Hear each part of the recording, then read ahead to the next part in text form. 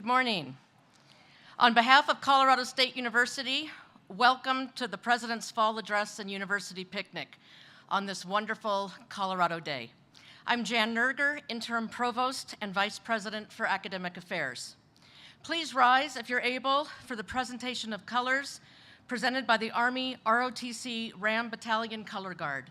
And please remain standing for the national anthem, accompanied by the CSU Marching Band, under the direction of Director of Athletic Bands, Dr. Jamie Taylor.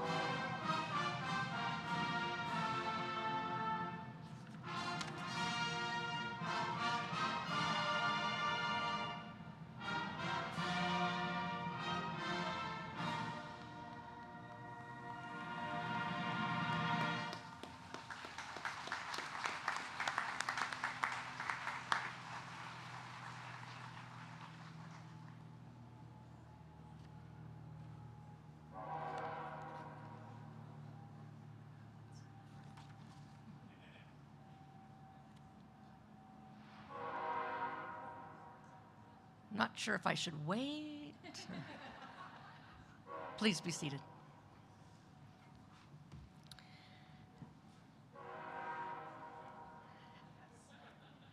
As we look around us and embrace the beauty of the Oval, the iconic heart of Colorado State University with its giant elm trees, it's important to remember the history of this land on which our institution stands and where we are gathered today as a RAM community.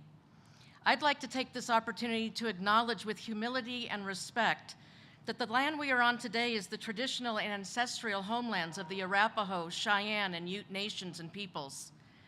We recognize the indigenous peoples as the original stewards of this land and all the relatives within it. As these words of acknowledgement are spoken and heard, the ties these nations and peoples have to their traditional homelands are renewed and reaffirmed. CSU is founded as a land-grant institution, and we accept that our mission must encompass access to education and inclusion, and significantly, that our founding came at a dire cost to Native nations and peoples whose land this university was built upon. This acknowledgement is the education and inclusion we must practice in recognizing our institutional history, responsibility, and commitment. I also want to recognize that we need to be grateful to the CSU Indigenous faculty, staff, and students, as well as the non-Indigenous members of our community who contributed to writing our land grant, our land acknowledgement, so that we'll never forget the connection that we have to the Native peoples and the nations that we have to this land. I want to thank some of the many people that have made this event possible today. Thank you to the Golden Palms and CSU Cheer, led by the Don Burton, and to the CSU Marching Band for your performance and for the stirring rendition of our national anthem. Thank you to the Army ROTC. Thank you to the Army ROTC Ram Battalion Color Guard for being with us today as well. And thank you to all those who set up the stage, prepared the oval, and prepared the lunch that we're all going to share later today.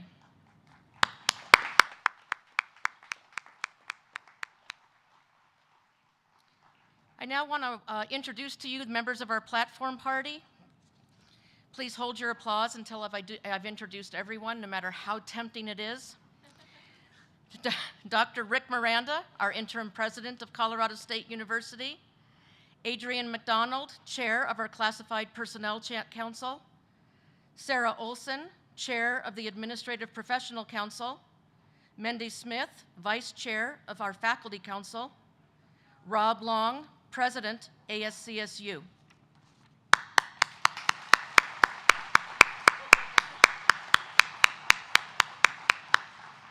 And I also want to take a moment to recognize following special guests and thank them for joining us today. We have members of our Board of Governors, Fort Collins City Council members. I want to thank members of the President's Cabinet, Council of Deans, and the Provost Leadership Council that are here this morning. CSU Foundation and CSU Research Foundation Board of Directors are also here. And I also want to thank all of you, the students, faculty, staff, and alumni, dignitaries and friends who have joined us today in person and those that are also watching virtually. The President's Fall Address and University Picnic is an important event to bring the CSU community together to hear from the President about the current state of the university and the outlook for the coming academic year. Following the President's address, we'll come together as a community for the University Picnic just on the east side of the Oval. At this time, please join me in welcoming to the podium ASCSU President Rob Long.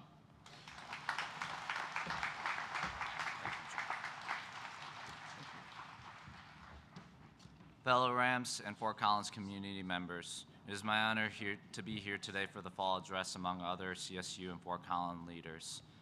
My name is Rob Long. I'm a senior studying finance at CSU and serve as the CSU student body president for the year. I am beyond thrilled to see the amount of involvement and participation that we have seen in the CSU community over the past few weeks. It is a long-awaited and welcome change that we have not seen in over 2 years.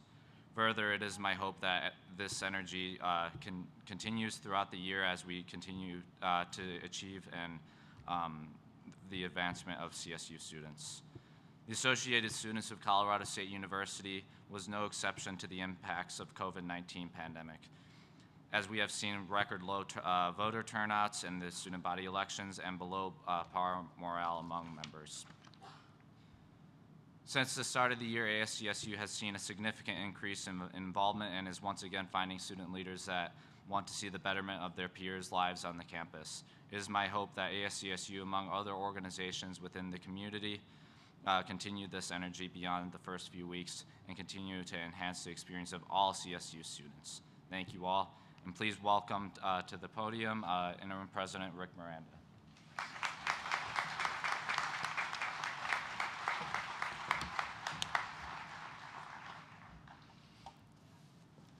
Thank you, Rob, for that introduction. Thanks, Jen, for your opening comments, and welcome to everybody. I'm going to put on my glasses for this. I want to thank the band and Jamie and Rebecca for leading them so well this morning. It's so impressive to see them arrayed there in their uniforms, and the sound is fantastic. Thank you so much.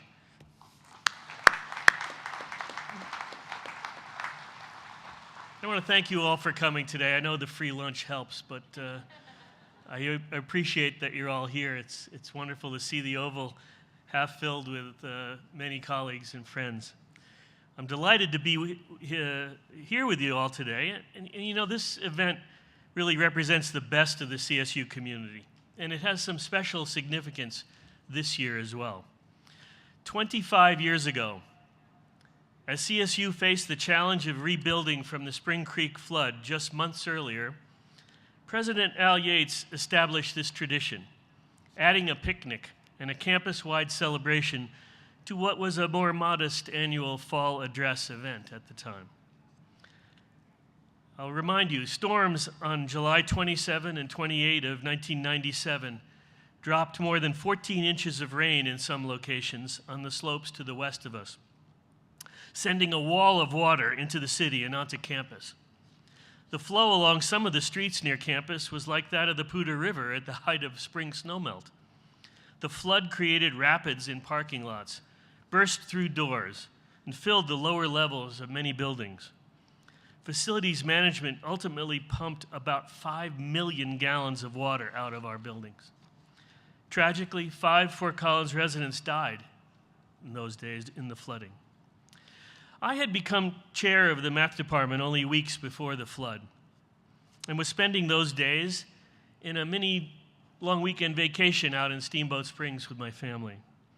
I recall distinctly hearing a call from the other room in the condo where the TV was to come and listen to the breaking news story. It's a moment seared in my memory all these years later, watching on TV what was happening back home in Fort Collins.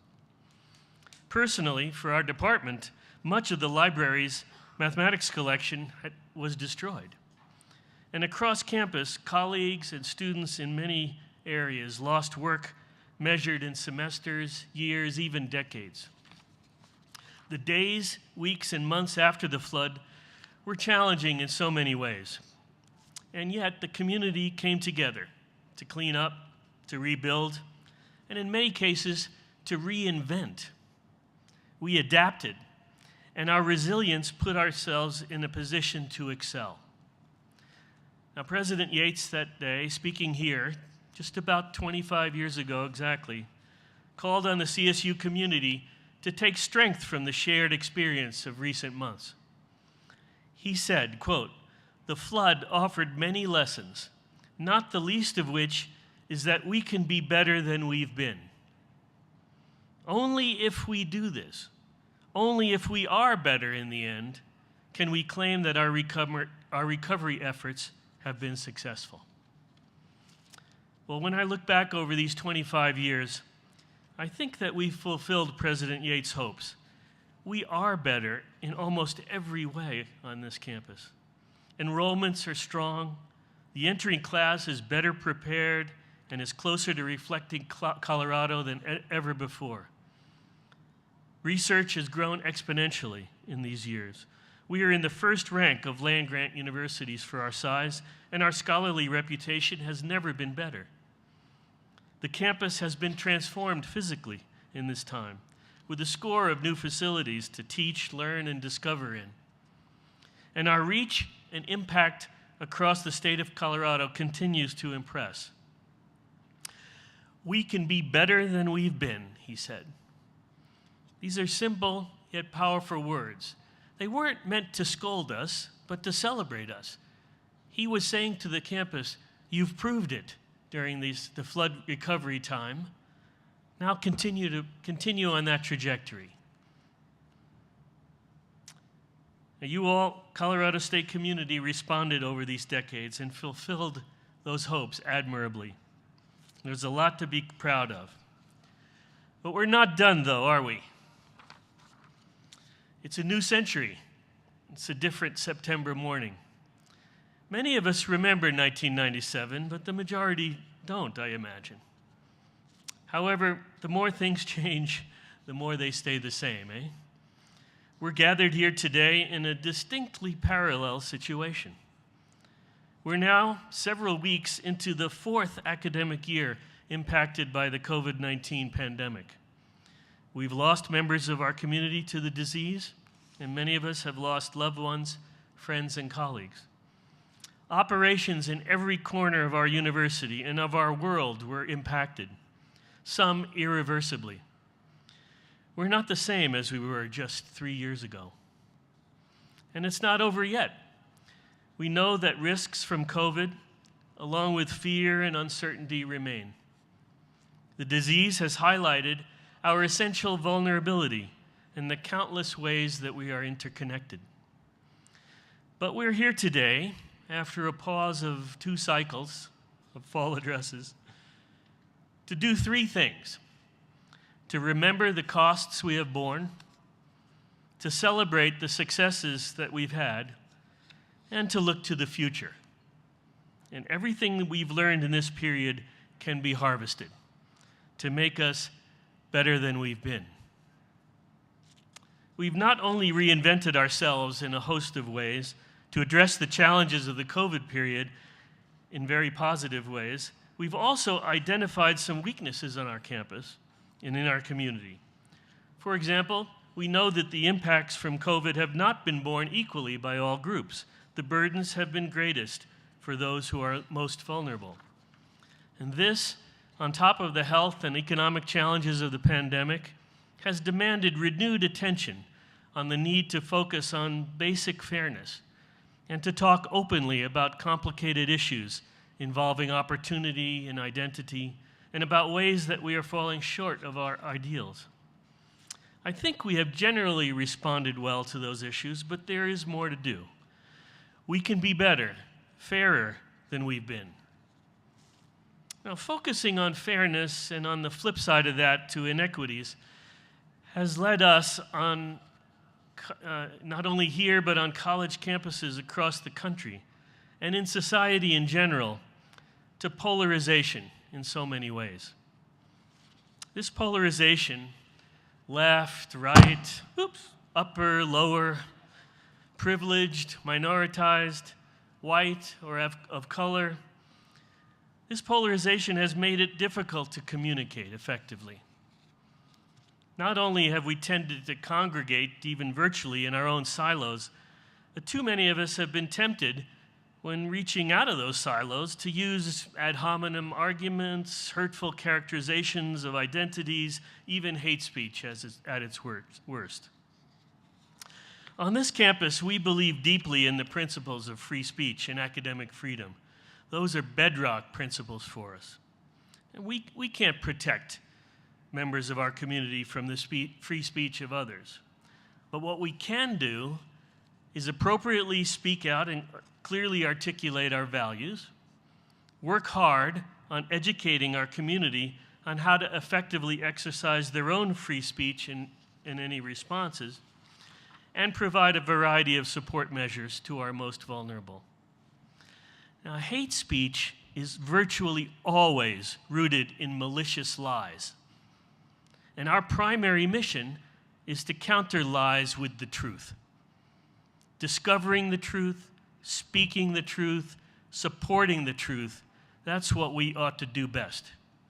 And we should always strive to be more effective champions for the truth than we've been. Now, we've been stress tested by COVID and by a range of other forces.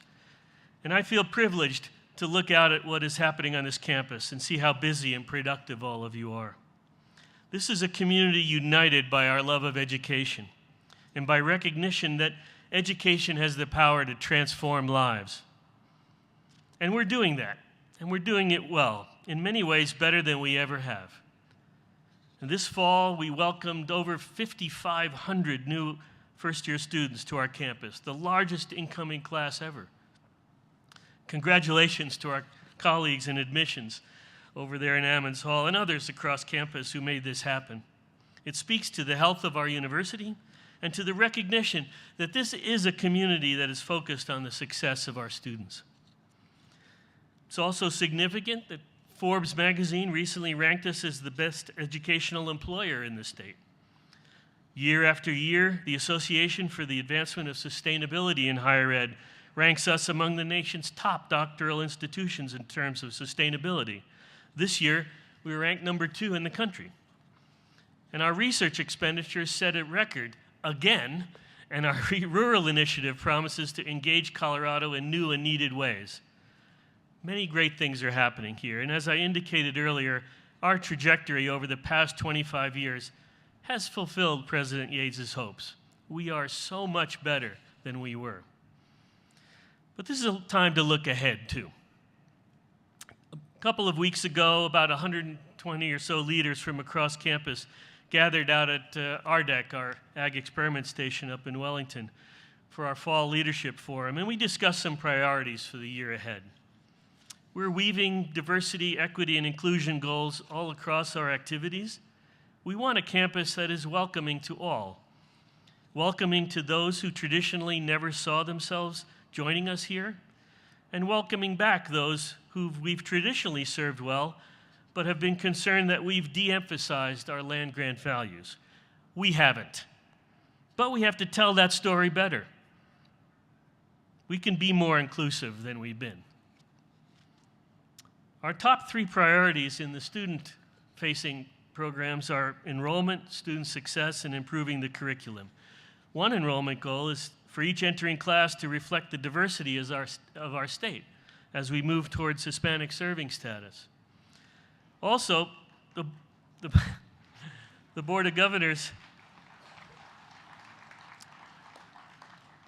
we'll work towards doing that sometime in the next 5 or 10 years, we expect. The Board of Governors has also invested in student success and has funded some essential work to close our equity gaps while improving overall retention and graduation rates. A goal of 90% first-year retention rates and 80% graduation rates with 0 equity gaps in 5 years is reachable, and we should strive for that. We're updating the curriculum. We're also updating the curriculum with plans to add new certificate options for undergraduates, core curriculum reforms, a focus on experiential learning and interdisciplinarity, and online options as well. The pandemic has taught us that we can be more student-centered than we've been. As far as our employees, our faculty, staff, and teaching assistants, we all know the big challenge here is compensation, compensation, compensation. We have to do better. Our faculty, our staff, and our graduate assistants deserve to be paid comparably to peers around the country. And they should be able to live and build and buy homes in the community where they work. We need to take a hard look at both overall compensation and internal equity. How do we ensure basic fairness across campus while also focusing on raising where we are overall? We're going to put some special attention to our colleagues at the lower end of the pay scales in our next cycle, budget cycle.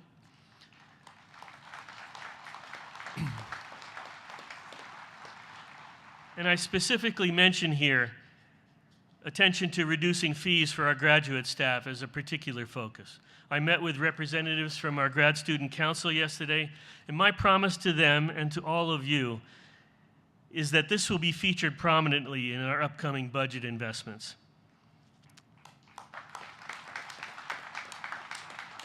Well, as I noted before, the pandemic has highlighted some of our weaknesses, and we're committed to a higher attention to pay equity than we've had before.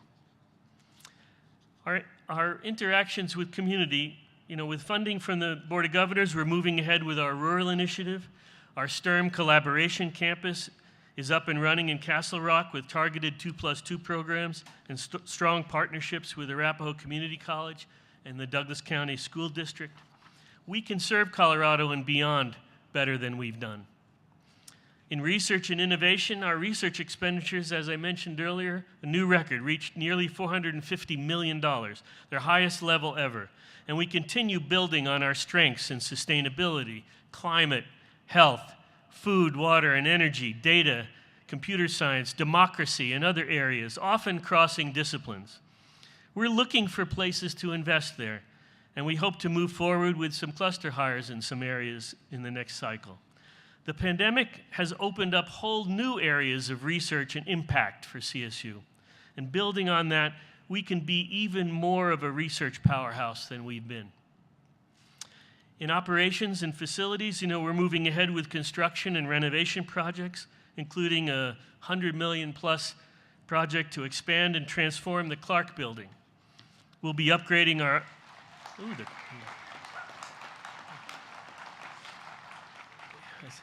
I didn't know the Clark Building had so many fans out there.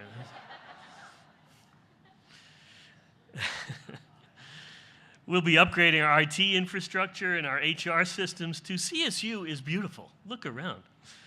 But we can be a more inviting campus than we've ever been, and we're resolving to do that. I want to talk a little bit about something new in the CSU system assets, our Spur campus. The Colorado General Assembly provided $200 million in funding for our Spur campus in Denver. That's going to be a platform enabling us to address some of the most challenging issues of our time. This campus at the National Western Center has been in the works for nearly 10 years, and 2 of its 3 buildings are open. The first, VITA, with programs related to animal and human health, opened in January. Terra, dedicated to food and agriculture, opened in June. And the third building, Hydro, which will highlight research related to water, will open in January, around the time of the 2023 National Western Stock Show. And I'm thrilled that we just announced last month nearly 40 unique projects that are already at Spur or will be getting started soon. And we'll announce additional projects soon, emerging both from our campus and also from our sister campuses in Pueblo and global campus. These initiatives originate from virtually every one of our colleges as well here, including the Office of Engagement and our extension colleagues across the state too.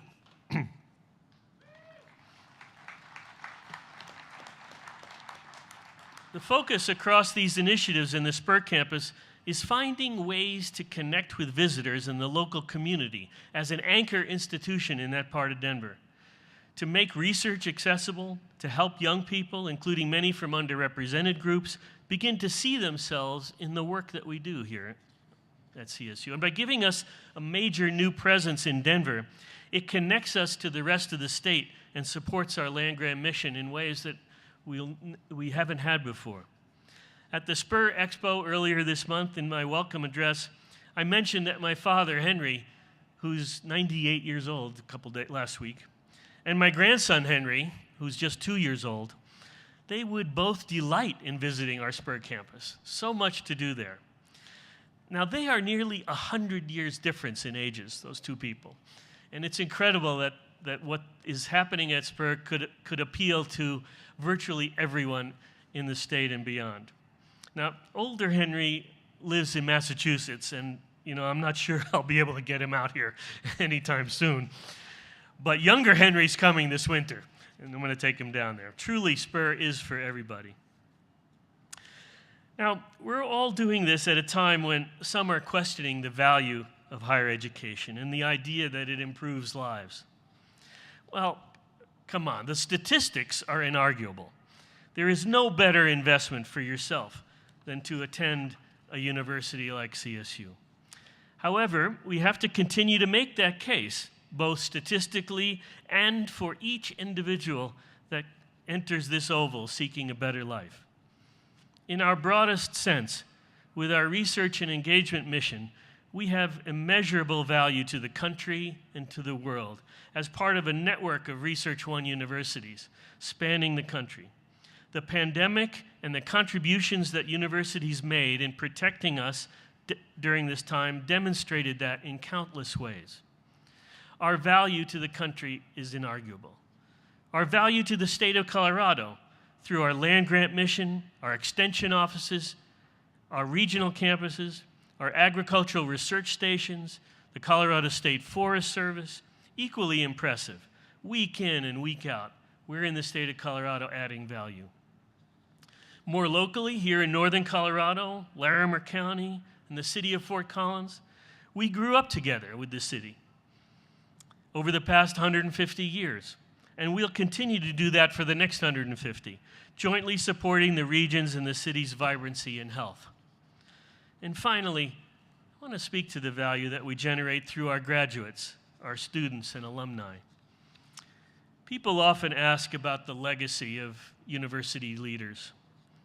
When folks talk about buildings and programs and organizations, but the real legacy of leadership in higher education is the tens of thousands of students who develop as scholars and critical thinkers, who use the platform of this university to probe deeply and with increasing rigor the fundamental questions facing all of us, and who graduate to positions of substance in our communities.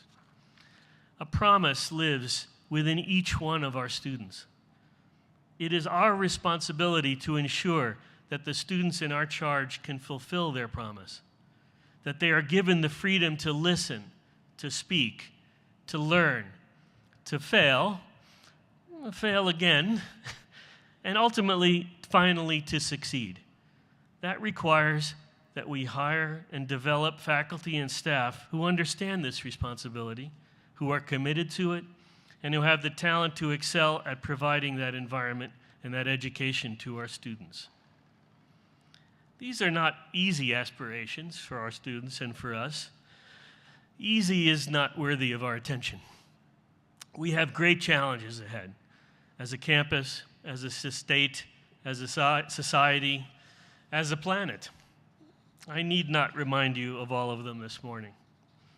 But just as the challenge of the Great Flood of 25 years ago initiated a greater trajectory for us, we can emerge from the COVID pandemic stronger than before. if we are intentional about capitalizing on our innovation, our willingness to change, our hunger for improvement, we will be on a path to real preeminence. You know, I had the pleasure earlier this week of attending a conference on mountain ecology and environments and mountain communities in central Colorado, in Aspen. I drove there on Sunday, came back Tuesday afternoon. A quick trip. But during a gorgeous September set of cloudless days with achingly beautiful scenery in every mile of the trip out and the trip back. And when you get to Aspen, many of you have been to Aspen, I mean, it's the most beautiful spot on the planet in some sense. We are blessed to live in you just go there and you sit there and stare for 2 days, and then you come home. That's all that's necessary to enjoy Colorado and Aspen, and many places in Colorado. We are blessed to live in the best state in the country.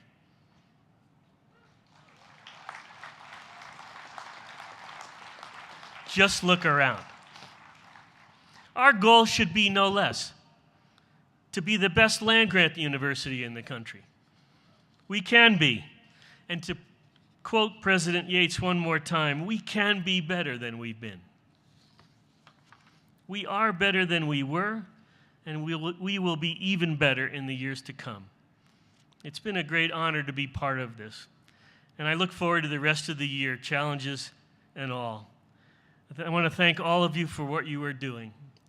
And I want to especially thank you for your support this interim year and for your great generosity in welcoming me back to the administration for a period. It's been a great honor, and I promise you we'll be working hard to fulfill your expectations. Thank you very much, and have a great year.